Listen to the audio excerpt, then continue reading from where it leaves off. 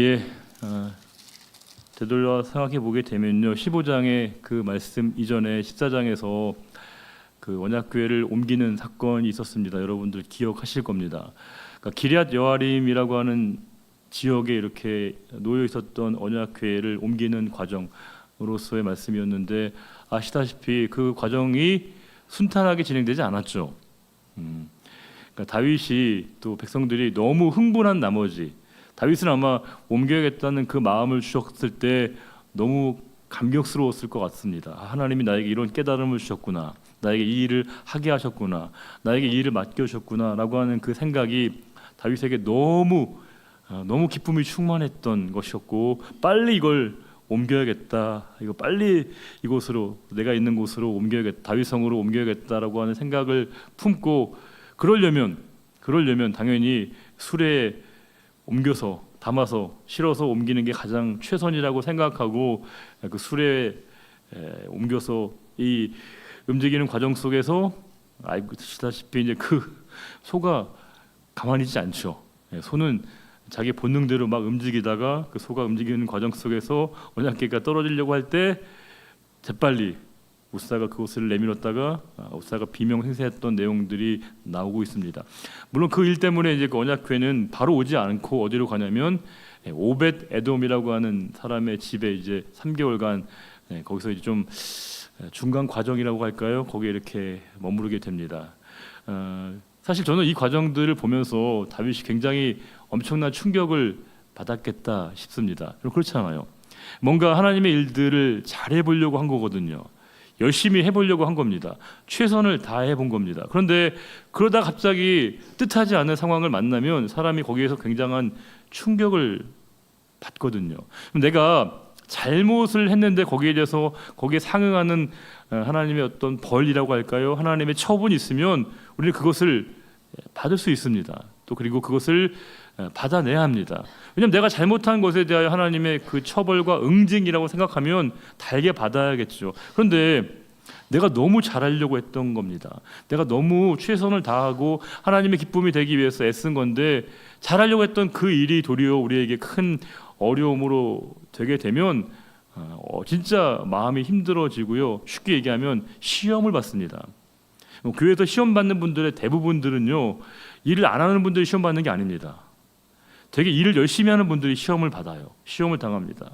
본인이 열심히 하려고 하는 그 열심이 도리어 본인에게 여러 가지 어려움을 만나는 상황 속에서 좌절하고 실망하고, 또 때로는 교회를 떠나게 되고 하나님으로부터 멀어지는 과정들을 보게 되면서, 사실은 이 경험은 다윗에게 굉장한 충격이었을 것이고요.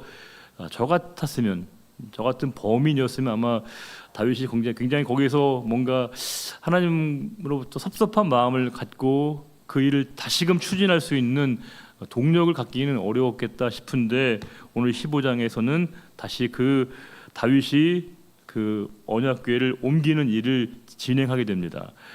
실패의 자리로 머무르지 않고요, 새로운 도약의 기회로 삼고 있는 그 다윗을 보면서, 야, 역시 다윗이 저보다 한 수 위다, 정확히 얘기하면 한 몇 수 위다, 그런 생각이 들었습니다. 그만큼의 다윗이 하나님께 기쁨이 되기 위해서 어찌 보면 한 대 맞으면 이렇게 뭔가 섭섭한 감정에서라도 다시 그 일을 하고 싶지 않은 마음이 생길 법한데, 도리어 더 잘 준비해서 더 잘 뭔가 본인이 여러 가지 정리와 정돈을 해서 하나님의 일들을 잘해 보려고 했던 그 다윗의 모습을 보게 되면, 하나님이 왜 이렇게 다윗을 기특해 하시는가, 대견해 하시는가를 알 수 있습니다. 15장 1절에 다윗이 이제 그 일을 진행해 갑니다. 자기 일을 위해서 궁전을 세우게 됩니다. 그리고 이제 하나님의 교회를 다양한 버전으로 부를 수 있다고 했죠. 뭐예요?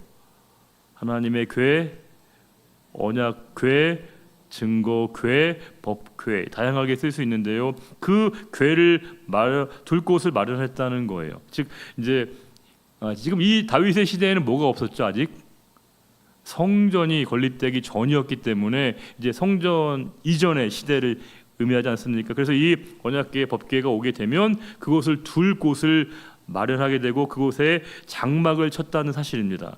이것은 여전히 아직은 그 성막 시대가 계속되고 있었다는 것을 이야기해 줍니다. 물론 성막은 광야의 시기에 하나님께 예배하는 곳이었지만 아직은 성전이 이제 건립되기 전이기 때문에 이제 여전히 성막으로서의 유효한 그런 상황이었습니다. 여러분 거듭 말씀드리지만 성막과 성전은 좀 달라요. 그렇죠? 성막과 성전은 많이 다릅니다. 성막을 우리가 회막이라고도 하는데 성막과 회막 또 성전은 많이 다른데 퀴즈를 한번 내보겠습니다. 퀴즈. 네. 자, 신학적인 의미로 볼 때 성막과 성전 중에서 어느 것이 하나님의 뜻에 더 부합한 형태의 모습일까요? 성막과 성전 어느 것이 뭐 다 하나님이 기뻐하시는 일이고 다 하나님의 마음에 맞는 것이겠지만 성막과 성전 중에서 보다도 성경 전체에 하나님의 뜻에 더 부합한 형태가 있습니다. 성막과 성전 중에서 어떤 것일까요? 하나님을 설명할 때 보다도 더 구체적으로 설명할 수 있는 게 성막과 성전 중에 뭐가 있을까요, 여러분? 어떻게 아셨어요? 성막과 성전 중에서 많은 분들은 성전을 되게 중요하게 평가하는데 실제로 하나님의 속성을 설명할 때는 성전보다 성막이 훨씬 더 그 의미에 부합합니다. 왜냐하면 가장 성막과 성전의 가장 중요한 차이점이 뭘까요? 그렇죠, 그렇습니다. 성전은 뭐죠? 고정된 겁니다. 고정된 거예요. 이게 딱 이렇게 멈춰져 있는 거예요. 그렇죠? 건물을 옮길 수 없는 거 아니겠습니까? 근데 성막은요, 무법을 하다는 거예요. 뭐예요?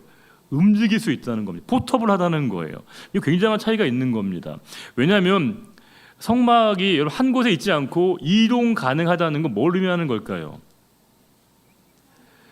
그렇죠. 당시의 사람들에게 신관은 어떤 신관을 가지고 있었냐면 그 신은 지역 신이었어요. 어떤 일정한 지역을 관할하고 그걸 통솔하는, 관장하는 그 신의 개념이었거든요. 이곳에 가면 여기 신이 있고요, 여기 가면 여기 있습니다. 예전에는 부엌에 가면 부엌 신이 있었다면서요. 뭐 화장실에 가면 화장실에 신이 있고. 근데 하나님이 이제 어느 한 곳에 계신 분이 아니라 온 땅을 다스리시는 하나님이시라고 하는 그 하나님의 속성에 대한 고백이 성막에 있는 겁니다. 하나님은 어느 특정한 장소, 지역, 시대에 머무르는 분이 아니라 어디에나 계신 하나님, 언제나 계신 하나님, 그걸 말해주는 게 성막이었습니다. 그런데 이제 성전으로 딱 이제 고정이 되면 이스라엘 백성들이 오해한 것이죠.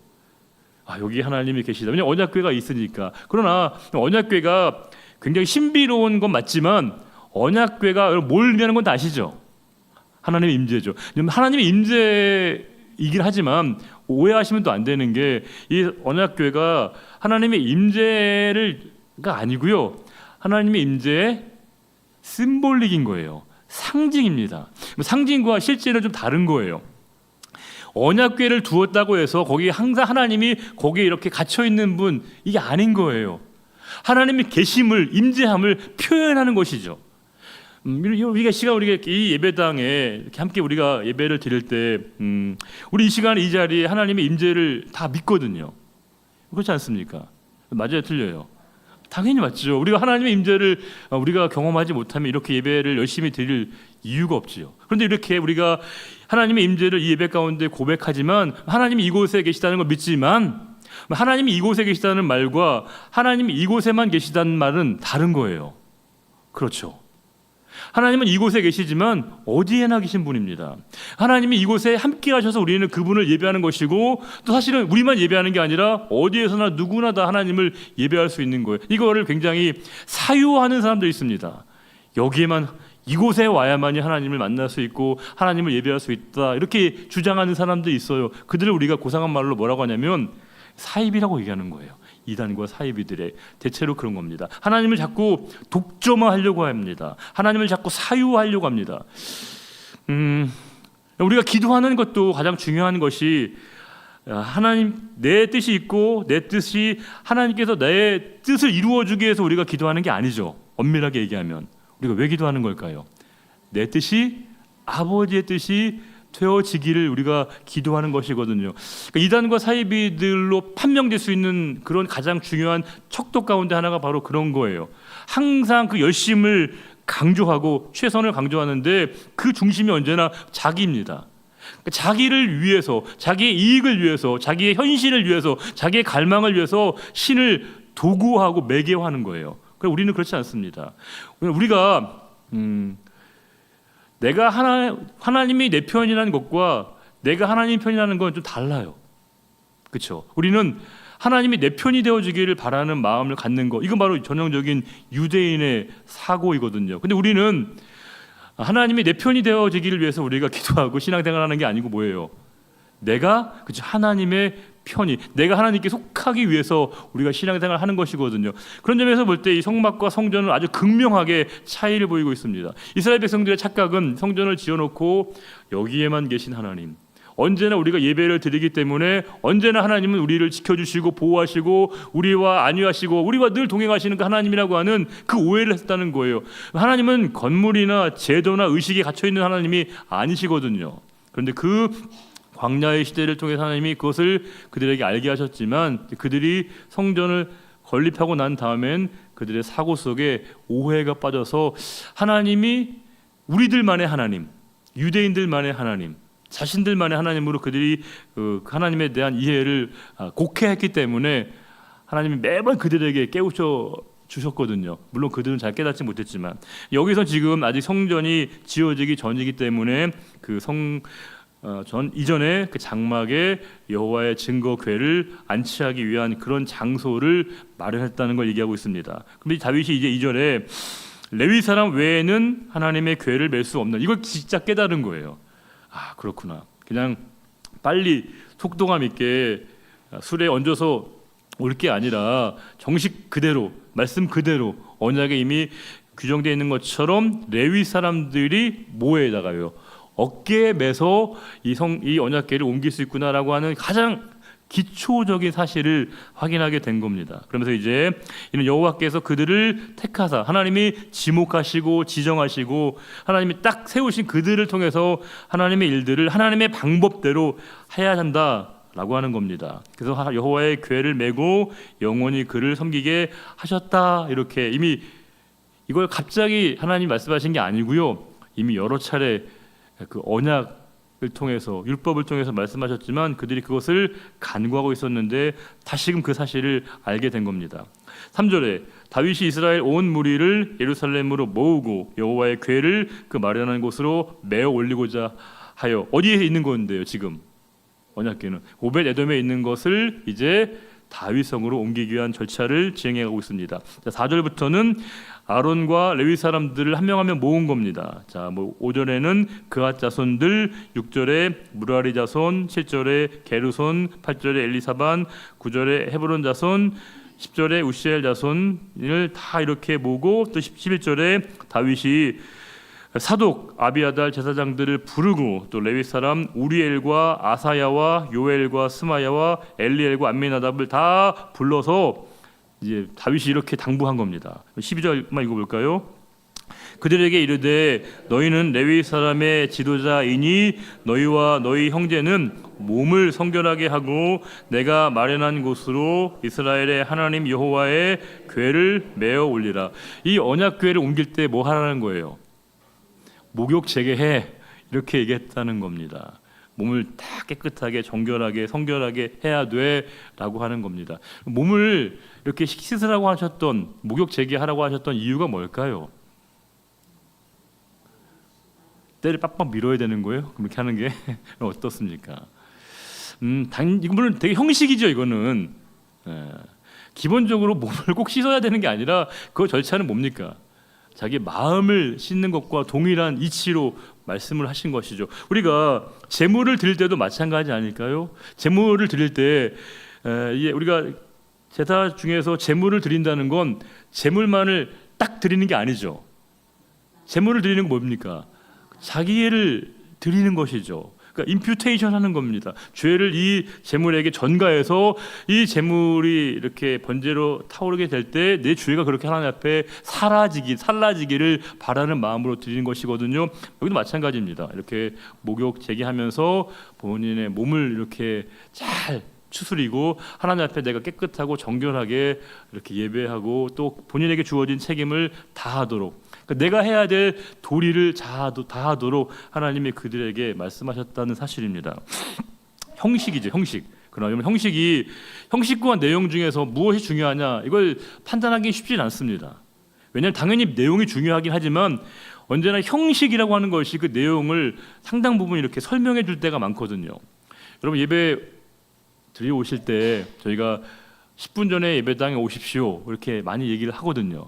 적어도 한 10분 전에 그 이전에 오신 분도 있는데 10분 전에 예배당에 오십시오. 예배당에 오셔가지고 예배당에 미리 오라 여러분들에게 오시라고 한 이유가 뭘까요? 서로의 안부 물으라고 여러분 제가 일찍 오라고 한 건 아닙니다. 되게 우리가 예배에 일찍 오시라고 한 이유는 뭐냐면요, 고요하게 하나님께 우리가 예배를 준비하는 것이거든요. 이거는 형식입니다. 형식이죠. 하나님 앞에 내가 보다도 정돈된 예배를, 질서 있는 예배를 드리기 위한 준비이거든요. 물론 막 1분 전에 와가지고 예배를 드려도 하나님 예배를 안 받으시는 건 아니지만 그 하나님 앞에 내가 최소한의 나의 마음을 정결하게 표현하는 우리의 절차이거든요. 제가 예배 가운데 가능하면 예배당에서는 우리가 서로 간에 담소를 최소화하도록 말씀드린 이유가 뭐냐면, 우리가 예배에서의 최고의 관심사는 뭡니까? 우리의 관심의 대상은 누구여야 돼요? 답은 잘해요. 대답은 놀랍게도 신기하게 우리의 관심사는 하나님이셔야 됩니다. 우리가 서로가 서로를 멀리하라는 게 아니에요. 우리가 서로가 더 가까워지고 더 친밀해지기 위해서 순서가 필요하다는 거예요. 하나님께 집중해야 되는 것이고, 하나님을 먼저 대접하고 하나님을 예우해 드릴 줄 아는 사람이 상대방은 그렇게 할 수 있다는 거예요. 하나님을 하찮게 대수롭지 않게 하나님을 소홀히 하는 사람이 어떻게 다른 영혼을 존중할 수 있겠습니까?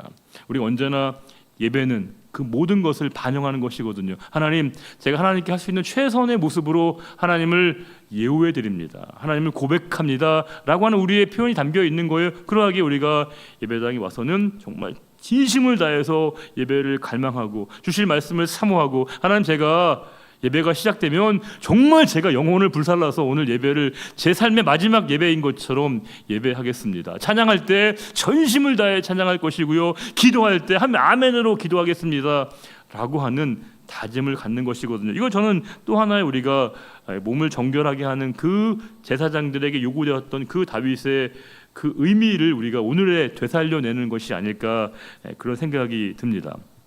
그러면서 이제 13절에 전에는 너희가 매지 아니하였으므로, 이게 어떤 상황이죠? 앞에 그 불상사를 얘기하는 거잖아요. 우리 하나님 여호와께서 사실은 여기에 우리 하나님 여호와께서 뭐라고 해야 됩니까? 우사를 찢으셨으나, 그렇죠? 죽임을 당한 건 바로 우사니까. 그런데 여기서 우사라고 얘기하지 않고 누구라고요? 우리라고 얘기하고 있습니다. 우사만의 책임이 아니라, 그 개인의 문제가 아니라 공동체의 함께 연대적 책임을 그가 이렇게 짊어지고 있는 것을 볼 수 있습니다. 이는 우리가 규례대로 그에게 뭐 하지 않았다는 거예요. 묻지 않았다. 하나님께 먼저 구하거나 하나님께 먼저 묻지 않았다라고 하는 겁니다. 그러하기 이런 우리가 큰 하나님 앞에 결례를 범했다 이런 겁니다. 14절에 이에 제사장들과 레위 사람들이 이스라엘 하나님 여호와의 궤를 이제 메고 올라가려 하여 몸을 깨끗하게 성결하게 했습니다. 15절에 모세가 여호와의 말씀을 따라 명령한 대로, 저도 일부러 형광펜을 칠했는데요, 이게 제일 중요하죠.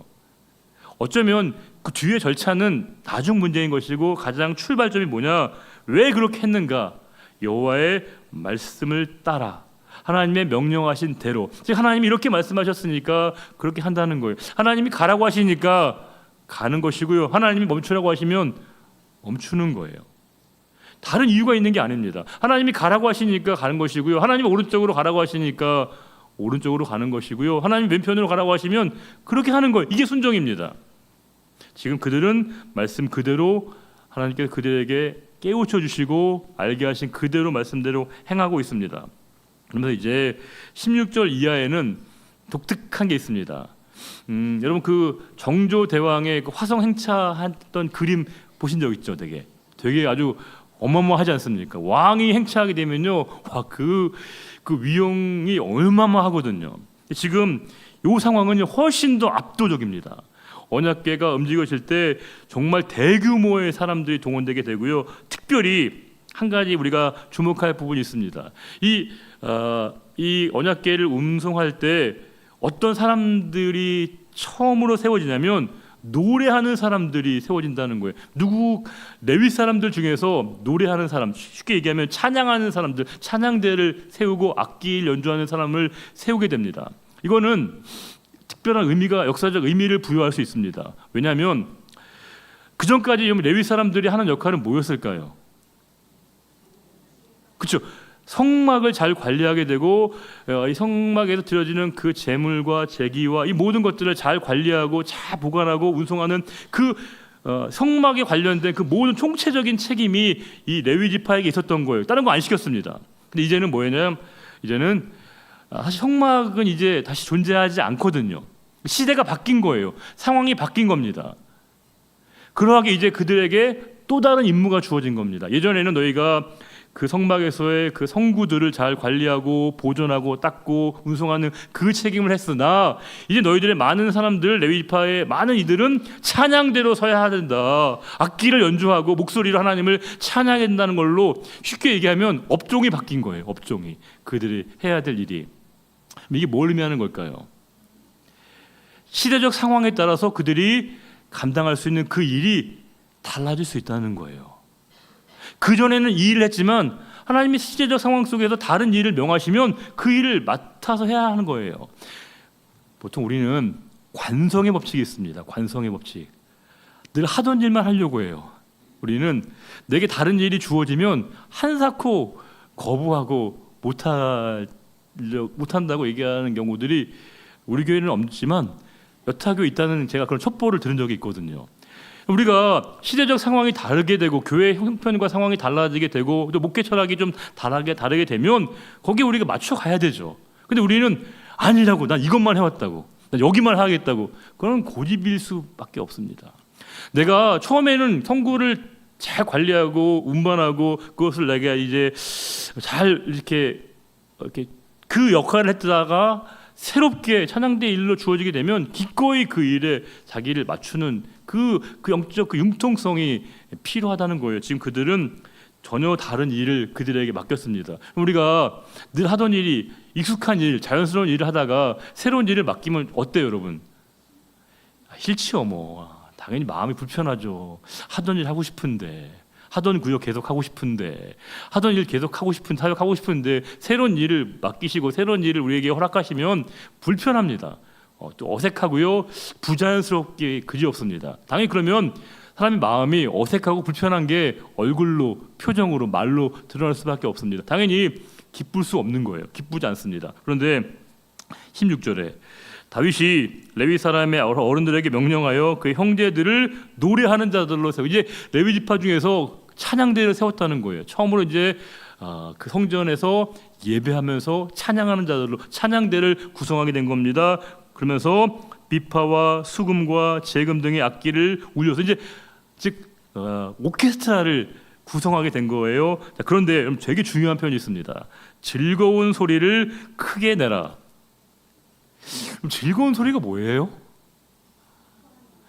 즐거운 소리가 뭘까요? 우리 안집사님 이렇게 피아노 연주하시는데 즐거운 피아노 소리는 뭘까요? 소리 들어보면 아시에요? 오늘 정말 즐거운 피아노 소리라고 하는 거, 악기 소리 느껴지셔요? 우리가 소리만 들어서 그것이 정말 즐거운 소리라고 얘기하는 건 참 이해가 안 되죠. 이거는 그냥 말 그대로 악기 그 자체에서 내는 소리라기보다는 악기를 연주하는 사람의 영혼의 소리가 이렇게 드러나게 되는 겁니다. 그렇죠.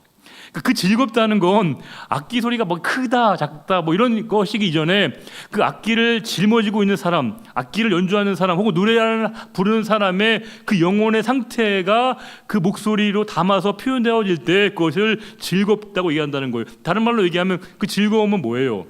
내면의 본인의 즐거움이 소리로 이렇게 반영되고 표현된다는 겁니다. 우리가 찬양할 때 가능하면 좀 크게 찬양합시다라고 얘기하는 건 꼭 목소리를 막 꽥 소리 질러야 하나님이 꼭 그 찬양을 받으시는 게 아니거든요. 하나님이 여러분이 작게 찬양한다고 못 들으시는 분이 아니에요. 그러나 그 뭘 얘기하는 걸까요? 내 마음이 그렇게 하나님 앞에 전심을 다해서 즐거움으로 우리 찬양하라고 하는 그런 얘기거든요. 이 말은, 이 표현은 지금 그들이 새로운 일을, 업종 변경이거든요. 쉽게 얘기하면 굉장히 불편할 수 있는데 그렇게 하지 말고 하나님 앞에 너희가 새롭게 즐겁고 감사한 마음으로 찬양하고 연주하기를 원해. 그렇게 해야 하나님 받으신다라고 하는 그 사실이 전제가 되어 있습니다. 언제나 하나님께서는 우리가 자원하면서 드릴 때 그것을 받으시거든요. 자원이 뭐예요?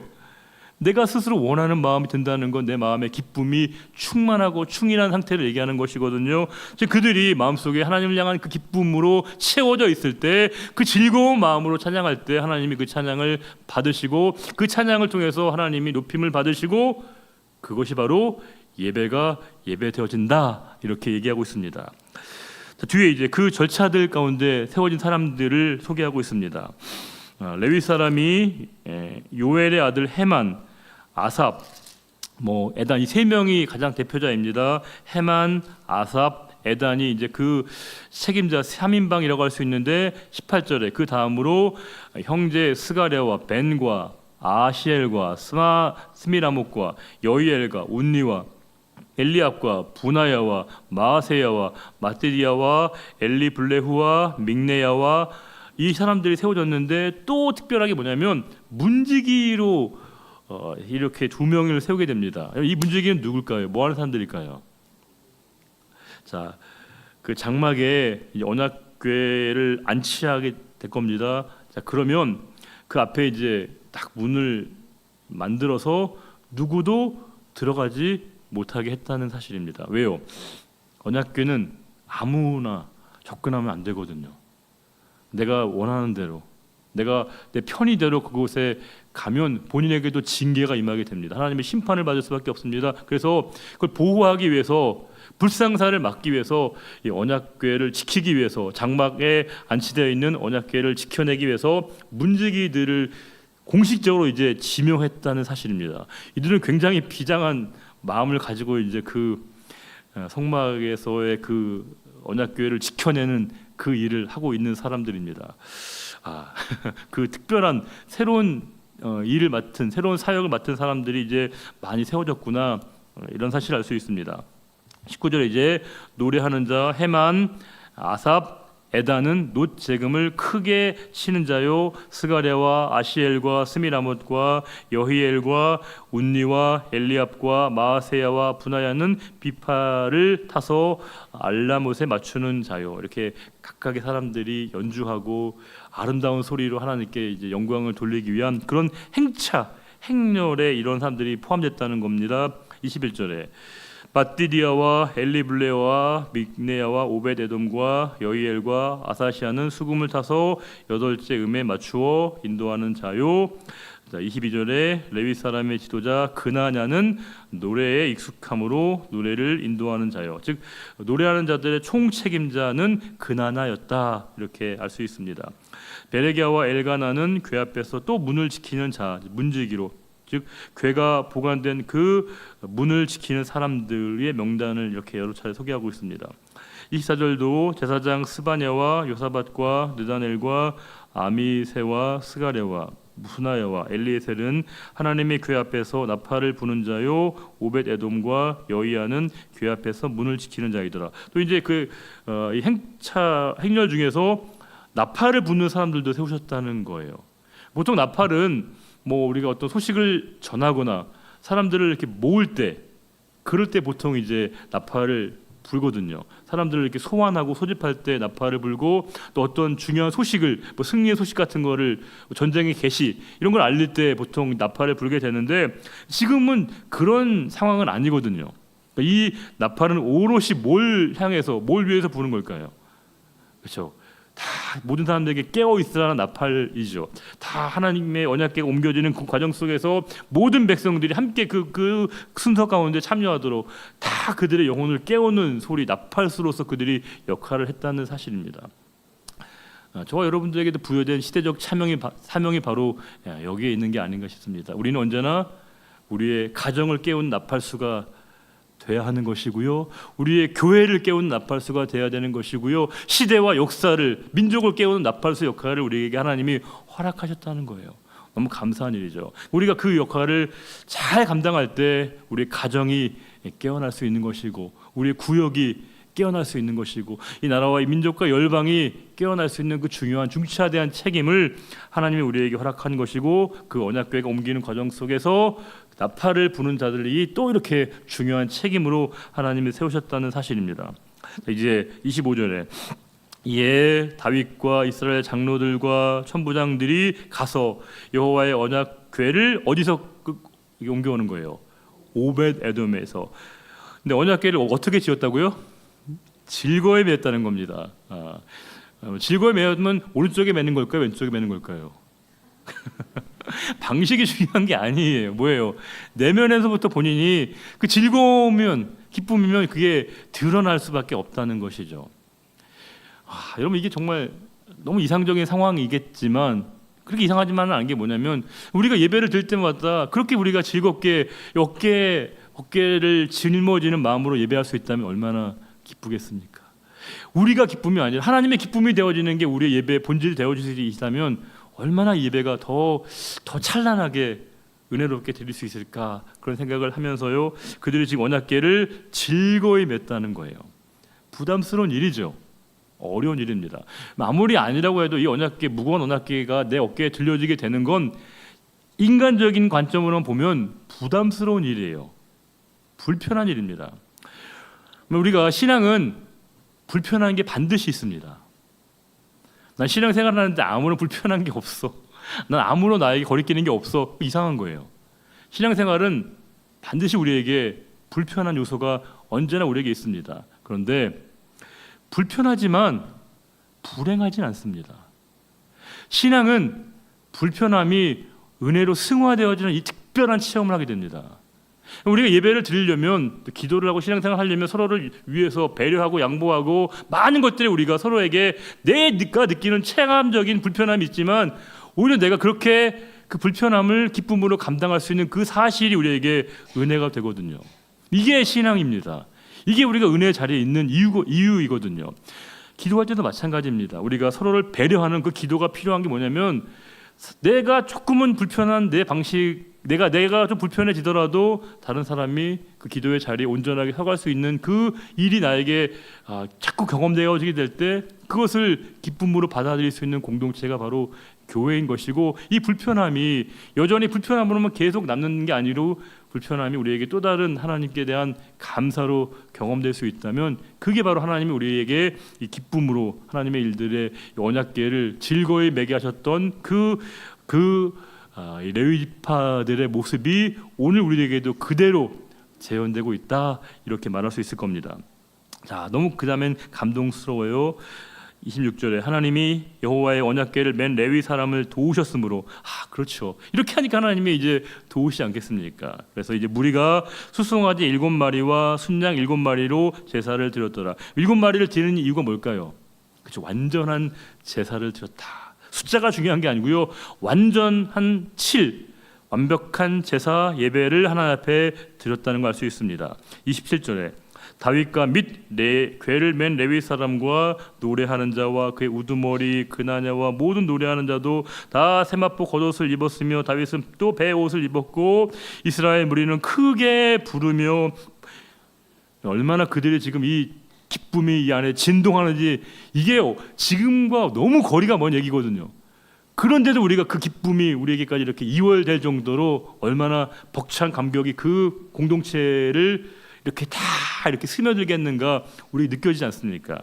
그러면서 이제 뿔나팔과 나팔을 불며 재금을 치며 비파와 수금을 힘있게 타며 여호와의 언약궤를 메어 올렸더라. 너무 감동적입니다. 그런데 28절로 끝났으면 너무 좋을 것 같아요. 29절에 말씀이 한 구절이 있습니다. 읽어볼까요? 여호와의 언약궤가 다윗 성으로 들어올 때 사울의 딸 미갈이 창으로 내다보다가 다윗 왕이 춤추며 뛰노는 것을 보고 그 마음에 업신여겼더라. 우리가 이런 상황을 뭐라고 얘기하죠? 전문적인 용어로 초를 치다, 이렇게 얘기를 하거든요. 미갈은 다윗의 아내예요. 그렇죠. 그러면 다윗이 지금 막 너무 기뻐서 옷이 흘러내리는 것도 정말 본인이 느끼지 못할 만큼 너무나 기뻐서 여기 오고 있는데 그걸 지켜보고 있는 미갈은 업수히 여겼다, 우습게 봤고 비웃었다는 거죠. 이유가 뭘까요? 우리가 참여자가 되지 않고 관찰자가 되면 언제나 비판하게 됩니다. 참여자와 관찰자는 완전히 다른 거예요. 예배에 관객이 되거나 관찰자가 되면 언제나 예배를 비판적으로 보게 됩니다. 그러나 내가 거기에 참여자가 되면, 그것이 나의 일이 되면 언제나 거기에서 우리는 그 일을 함께 기뻐하고 함께 이 은혜를 누릴 수 있는데, 본인이 거기서부터 자꾸 분리되기 시작하면요 언제나 다 부족한 것만 보이고요 단점만 보이게 된다는 거예요. 우리가 어떤 일을 볼 때, 교회 안에서 일들을 볼 때 난 자꾸 안 좋은 것만 보여. 뭘 생각해야 되냐면, 물론 그게 잘못될 수 있겠죠. 더 중요한 건 뭐라고 진단해야 되냐면, 내가 그 공동체로부터 바깥에 있구나, 내가 분리되어 있구나, 내가 관찰자 위치에 있구나라고 그렇게 생각해야 된다는 거예요. 왜냐하면 우리 모두의 일은, 우리 서로의 일은 다 우리가 격려하고 기뻐하고 같이 감사할 수 있는데, 남의 일로 생각되게 되면, 상대방의 일로 생각되게 되면요 항상 거기에 대해서 기뻐하지 못하게 되고요 상대방의 마음을 함께 공감하지 못한다는 거예요. 모두가 다 기뻐하고 있고 모두가 다 즐거워하고 있는데 미갈은 그걸 보면서 이렇게 비웃는 걸 보게 되면 너무 안타깝죠. 공감할 수 있다는 건 정말 감사한 일입니다. 우리가 서로의 감정과 서로의 상황에 대한 공감도 너무 중요한 것이지만, 성도는 하나님의 마음에 공감할 줄 아는 사람이거든요. 우리가 하나님이 주신 그 기쁨을 마음껏 즐거워하고 누릴 수 있는 게 성도가 하나님 주신 축복임에도 불구하고 그 은혜를 누리지 못한다는 건 너무 안타깝다 싶습니다. 우리 신앙생활은 물론 십자가를 지는 일이긴 하지만 기본적으로 신앙생활은 즐거움이 있어야 되죠. 은혜가 있어야 됩니다. 난 매번 신앙생활을 하는데 힘들기만 해, 어렵기만 하고 답답하기만 하고 괴롭기만 해. 그것은 근본적으로 우리의 신앙생활 전반을 재점검해야 합니다. 힘든 게 있죠. 어려운 게 왜 없겠습니까? 우리가 분명히 부담이 왜 없겠습니까? 그러나 하나님의 일들을 하나님께서 온전하게 감당하게 하실 때에는 말할 수 없는, 세상이 줄 수 없는 가장 큰 기쁨의 근원을 하나님이 우리에게 주시거든요. 이 은혜를 자꾸 누려야 우리 이 은혜가 자꾸 선순환이 되어져서 주님의 일들을 감당할 수 있는 것인데, 자꾸 우리는 힘들고 어렵고 짜증을 내면서 거기에 동기부여와 의미를 부여합니다. 난 힘들게 일을 감당했어. 그것으로 하나님 앞에 우리가 평가받는 게 아닙니다. 힘들었지만 하나님의 은혜가 있었다. 너무 어려웠지만 하나님이 나에게 은혜를 주셔서 넉넉히 그 일들을 감당하셨다.